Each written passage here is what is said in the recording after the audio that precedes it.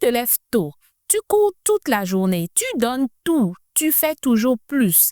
Et pourtant, ce soir, tu sens ce poids sur tes épaules, cette fatigue qui ne disparaît jamais. Tu te dis, il me faut juste un peu de repos. Mais, et si ce n'était pas la fatigue qui te paralysait? Et si c'était juste un désalignement énergétique? Hello, hautement estimé élite et bienvenue dans ce 6e épisode d'Énergie et Carrière, le podcast qui révèle l'énergie invisible qui décide de ta carrière. Nous sommes à la moitié de la saison, de cette saison 1 du podcast qui compte 12 épisodes. Nous allons finir cette saison le 4 janvier, si mes calculs sont bons. Comme tu as dû t'en rendre compte, ici, on ne dit pas de blabla. On va droit au cœur de ce qui t'empêche de briller pour que tu ressentes et comprennes la vérité profonde de ton énergie. Aujourd'hui, on va vivre ensemble une étude de cas pratique, exactement comme celle du stagiaire dans l'épisode Toi. Tu t'en souviens? Et si tu ne l'avais pas suivi, je t'invite à aller suivre tous les épisodes, du 1er jusqu'au 6e. Enfin, jusqu'au 5e, quoi. Afin de t'imprégner de toute l'énergie, de toute la grandeur, de tout le potentiel qui accompagne chaque épisode de ce podcast. Donc, comme je te le disais, nous allons faire une petite immersion, un cas pratique, comme dans l'épisode 3. Seulement que cette fois, nous irons comprendre pourquoi certains cadres et certains entrepreneurs restent coincés, épuisés, malgré leur talent, leur conscience et leur engagement. Allons dans le vif du sujet et rencontrons ensemble Arnaud. Oui, Arnaud est cadre. Il est responsable depuis 6 ans dans une grande entreprise de la place. Chaque projet qu'il touche est exécuté avec rigueur. Ses équipes l'admirent, ses collègues le respectent. Mais derrière cette façade maîtrisée, quelque chose cloche. En fait, le matin, Arnaud se lève fatigué. Son corps est lourd. Dans les réunions, il peine à se concentrer. Ses yeux fixent l'écran, mais son esprit s'échappe. Chaque journée ressemble à la précédente. Il donne, il résiste, il s'épuise. Et le soir, il a l'impression que chaque heure lui vole une part de sa vie. Et à quelques kilomètres de là, il y a Imelda, entrepreneur passionnée, fondatrice d'une société qu'elle a bâtie seule. Ses journées sont comme un tourbillon. Oui, clients, équipe, décisions, imprévus, elle gère tout et tout le temps. Mais à la fin de la semaine, elle se sent vide. Pas vide de projet, plutôt vide d'elle-même. Comme si l'énergie qu'elle investissait n'atteignait jamais sa cible. Elle avance, mais dans le brouillard. Est-ce que tu te retrouves dans l'un de ces cas? Si oui, eh bien, tu es au bon endroit. Et si tu n'y es pas encore, ne zappe pas. Suis parce que tu peux très rapidement te retrouver sur une pente comme la leur. Et le fait d'avoir anticipé en suivant ce podcast va t'aider à avoir de la ressource pour pouvoir t'édifier. OK? Bien. Maintenant, je voudrais que tu imagines que tu es Arnaud. Ton bureau est silencieux. Ton agenda déborde. Ton téléphone vibre sans relâche. Ton corps murmure stop. Mais ton esprit te hurle continue. Tu sens cette fatigue collée à ta peau. Et tu te répètes sans arrêt. Je dois tenir.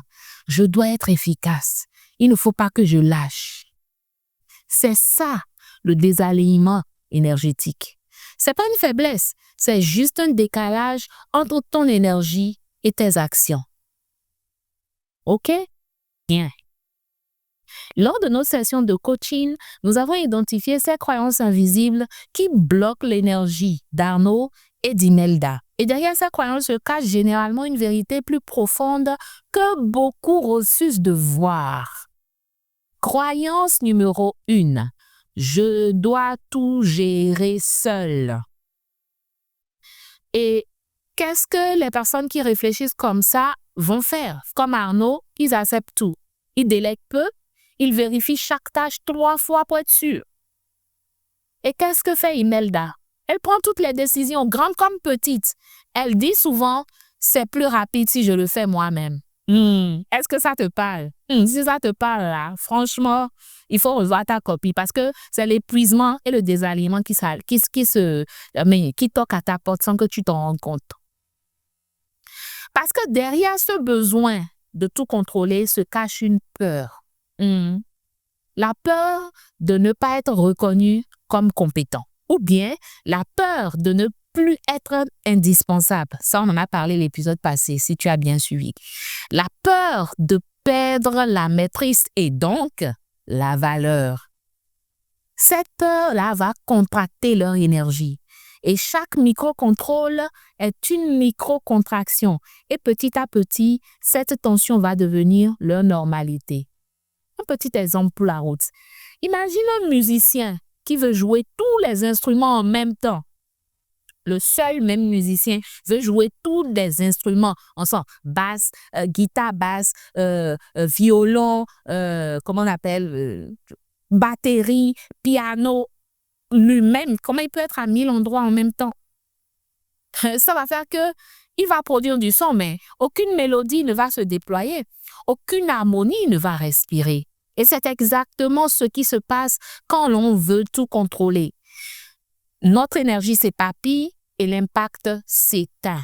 Tout simplement. Passons à la croyance numéro 2. Mon succès passe par le sacrifice. J'adore celle-là. Je l'aime beaucoup. Beaucoup. Parce que c'est une croyance que moi, j'ai alimentée pendant longtemps. Anyways, j'ai fini par en venir à bout. Gratitude infinie à l'univers ou à l'esprit infini, peu importe comment vous l'appelez. Anyways. Alors, quand on pense comme ça, exactement comme Anno, qu'est-ce qu'on fait? On saute les repas. On travaille tard. On dit oui à tout. Et qu'est-ce que fait Imelda? Elle accepte chaque nouveau défi, même ceux qui sont les plus irréalistes, tout simplement par peur de décevoir. Leur calendrier devient un champ de bataille. Et comme tu le sais, je le dis toujours, il y a une vérité cachée derrière chaque croyance. Et celle-ci crée une dette énergétique. C'est comme ça que j'ai envie de l'appeler. Et je pèse bien mes mots. Oui, une dette énergétique. Parce que plus ces personnes-là donnent, moins l'énergie va circuler. Ils ne reçoivent plus rien, ni reconnaissance, ni joie, ni expansion. Et ils ont seulement une illusion de maîtrise, alors qu'ils ne maîtrisent rien du tout. C'est un peu comme la jarre trouée. Je vous ai donné l'exemple dans l'épisode passé. Si une jarre est trouée, peu importe combien d'eau tu verses dedans, il n'en restera jamais dedans. Il n'en restera jamais rien. Et tu vas continuer à puiser dans ta réserve vitale. Et c'est là que, si tu ne fais pas attention, tu tombes dans le burn-out. On va en parler au cours de l'épisode prochain. Croyance numéro 3. Si je ralentis, je perds ma valeur. Et qu'est-ce que Arnaud et Imelda vont faire? Ils vont refuser les pauses. Ils vont travailler en continu. Parce qu'ils se disent, je me reposerai quand ce projet sera fini. Mais le paradoxe, c'est qu'il y a toujours un projet, toujours une urgence, toujours un nouveau pic de performance à atteindre. Et finalement, leur valeur ne dépend pas de la vitesse à laquelle ils avancent. Et il faut qu'ils s'en rendent compte. Leur valeur dépend plutôt de la qualité vibratoire de leur énergie. Et travailler en désalignement, c'est un peu comme un phare dont la lumière est couverte par la fumée. Suis bien mon exemple. Un phare dont la lumière est recouverte par la fumée. Tu peux augmenter la puissance de l'ampoule autant que tu veux. Personne ne te verra tant que tu ne dissipes pas la brume. On se comprend bien? Let it sink. Alors, quel est l'effet du désalignement sur une carrière? C'est important de dire que le désalignement ne se voit pas. Les gens ne vont pas, ils ne le voient pas. Toi-même, tu ne le vois pas, mais tu le ressens. Et ces effets sont subtils, mais attention, ils sont très dévastateurs. Tu prends de moins bonnes décisions et tu ne t'en rends pas compte. Tu doutes de ton influence à des moments donnés. Tu attires moins d'opportunités. Les relations deviennent lourdes, mécaniques au lieu d'être authentiques, avenantes, chaleureuses. Les projets stagnent, même quand tu donnes tout. Et surtout, ton magnétisme professionnel s'éteint. Ah, là, on aura franchi le Rubicon. Parce que ça touche à ton aura. Je parle de ce champ énergétique qui influence les perceptions. Si elle devient floue, tu commences à passer inaperçu, même quand tu es brillant. Et plus tu t'épuises, plus ton énergie se contracte. Et plus ton énergie se contracte, eh bien, plus tu t'épuises. Ça devient un cercle vicieux. Vicieux et invisible. C'est le pire cauchemar. Comme toujours, j'ai des astuces pour toi. Oui, un exercice pratique. Celui de ressentir ton énergie. Oui. Je sais que tu es fatigué, donc on va dans la pratique. Je voudrais que tu fermes les yeux, OK? Et que tu respires. Oui, respire profondément. Respire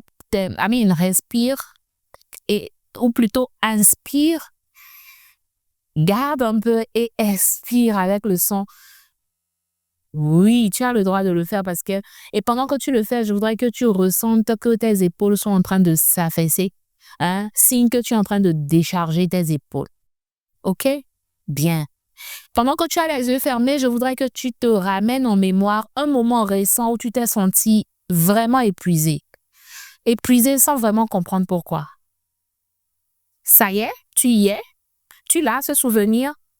Très bien. Alors, observe ce qui se passait alors. Quelle était ta posture? Quelles étaient tes pensées? En fait, c'est la partie la plus puissante, ça. Quelles étaient tes pensées? Quels sont les mots qui te venaient à l'esprit en ce moment-là? Qu'est-ce qui trottait dans ton esprit? Comment est-ce que tu le ressentais dans ton corps? Sache que tu viens de repérer ton désalignement, donc l'imposteur. Cette simple observation, c'est déjà une reconnexion. Parce que là où tu mets la conscience, tu ramènes la lumière, OK? Et là où tu ramènes la lumière, eh bien, tu libères l'énergie. D'accord? Très bien. Alors, avec un accompagnement privé, Arnaud et Imelda ont appris à recalibrer leur énergie, OK? Leur énergie professionnelle, bien entendu, et personnelle de toutes les façons, puisque tout est lié. Identifier les croyances et comportements qui sabotent leur rayonnement, OK? Réaligner leur action avec leur fréquence naturelle, redevenir puissants et impactants, mais surtout, ils ont découvert cette vérité électrochoc. Ne pas investir sur soi, c'est continuer à porter une fatigue invisible. C'est laisser filer des opportunités que ton énergie ne sait plus appeler. OK? Et ton premier capital, c'est toi. Pas ton diplôme, pas ton réseau, ni ta performance. Toi, ton énergie. Et le programme de croissance des carrières pour élite te place dans un espace où ton énergie est amplifiée par celle du groupe. Chaque interaction devient un catalyseur. Juste une cohorte de 20 personnes où chaque échange crée une expansion. Tu n'y apprends pas. Non, tu ascensionnes, tu t'élèves, tu déploies tes ailes, tu deviens inarrêtable. OK? La première cohorte est lancée et nous sommes déjà dans notre cocon. Et d'ailleurs, il y avait des personnes qui étaient restées sur la liste d'attente et pour qui je suis en train de programmer ouvrir une nouvelle cohorte pour le 18 janvier. D'accord? Donc, si tu as envie de rentrer, de démarrer, de t'ancrer en 2026 avec une puissance assumée, eh bien, tu ne veux pas rater le PCCE. Et je ne laisserai pas traîner je ne laisserai pas traîner les inscriptions longtemps. Faut pas aller dépenser ton argent dans la fête et venir en janvier dire que oui, et le mois de janvier, c'est le mois le plus long de l'année. Non. Si tu veux investir dans ta formation, si tu veux investir dans ton expansion, c'est maintenant qu'il faut faire ce choix-là et ce calcul-là. Si tu ne le fais pas, tu vas te retrouver encore en 2026 à procrastiner, à traiter les mêmes sujets alors que tu as suivi le podcast, tu as utilisé les astuces et que tu as même la capacité de profiter d'un cercle fermé où il y a un suivi sur plusieurs semaines pour t'accompagner. Ne viens pas te plaindre après de l'attente au village. Personne ne retient ta progression. C'est toi-même. OK? Dans le prochain épisode, je vais explorer un phénomène encore plus insidieux, celui du burn-out silencieux. Cette énergie qui fuit sans bruit. Tu fonctionnes, tu souris, tu assures, mais à l'intérieur, tu t'éteins. On en parle, oui. On en parle parce que c'est un sujet courant dans l'environnement professionnel, autant chez les cadres que chez les entrepreneurs. Et là-bas, je te montrerai comment il s'installe, comment ton corps te parle avant ton mental et surtout, comment tu t'en libères avant qu'il ne t'aspire. On a un deal, rendez-vous pris. Si cet épisode t'a parlé, je n'oublierai jamais de te dire de t'abonner pour nourrir ton énergie régulièrement comme un rituel. Partage-le également parce qu'en offrant cette prise de conscience à quelqu'un d'autre, eh bien, tu amplifies ton propre rayonnement. D'ailleurs, je te l'avais conseillé la séance passée. Dis-moi en commentaire ce que cela t'a apporté. Rappelle-toi, mon ami, plus tu rayonnes, plus ton énergie circule. Et plus elle circule, plus tu attires ce qui t'appartient déjà. Ta fatigue n'est pas une faiblesse, c'est un message, un signal doux mais insistant. Elle te dit, tu n'es pas en manque d'énergie, tu es plutôt en manque d'alignement. Alors respire, réobserve ton rythme, réajuste ton intention et rappelle-toi que tu es ton propre levier de réussite. Merci d'avoir été présent à ce rendez-vous d'énergie consciente qui transforme ton énergie et je te retrouve dans le prochain épisode d'Énergie et Carrière, le podcast qui révèle l'énergie invisible qui décide de ta carrière.